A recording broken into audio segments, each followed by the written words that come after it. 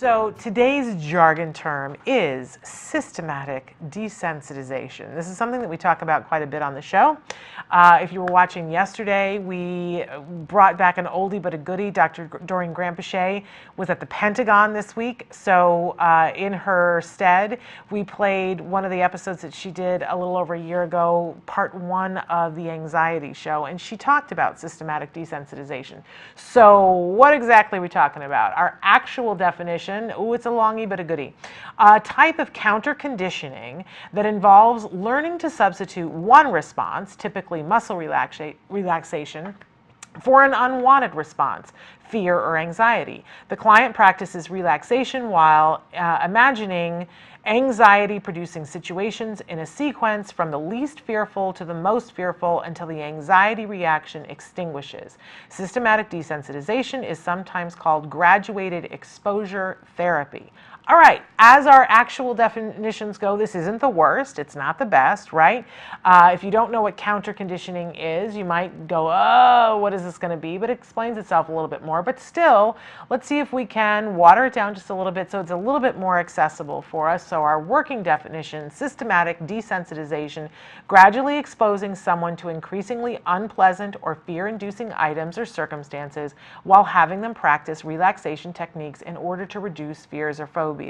You've heard Dr. Granpeche talk about this a lot. If you or someone in your life is experiencing a great deal of anxiety around a specific thing, what has been found to be effective, and we've been using this a little bit on me in the new building because I'm not so good with elevators. Let's just be real about it here.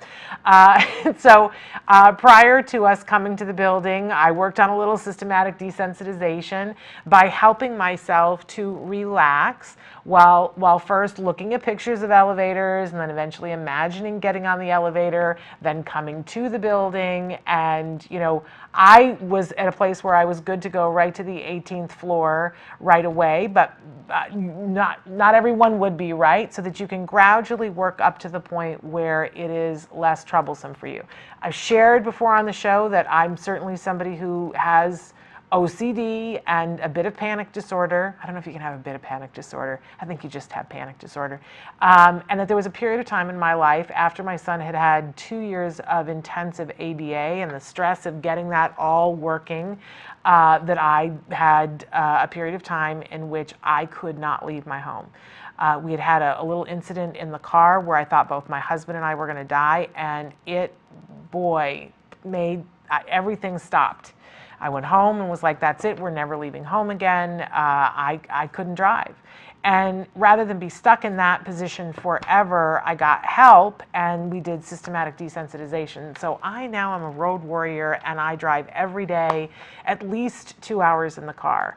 So know that when I say to you that systematic desensitization works, it works for us as adults. And this is something that we can use very gradually, as it says in the name of it, with our kids on the autism spectrum. So, and it's a much kinder way of doing things. I know it sounds difficult, like, oh man, we're gonna, expose them to the thing that makes them uncomfortable, but in the tiniest, smallest amount, while being mindful of getting them to relax so that they can gradually handle more and more of it. We can do this with sounds, we can do this with places, we can do this with fears and anxieties, including heights, those of you who've written in about heights. Systematic desensitization, it works, but you gotta go slow. That's the key to it. All right, that's our jargon for the day.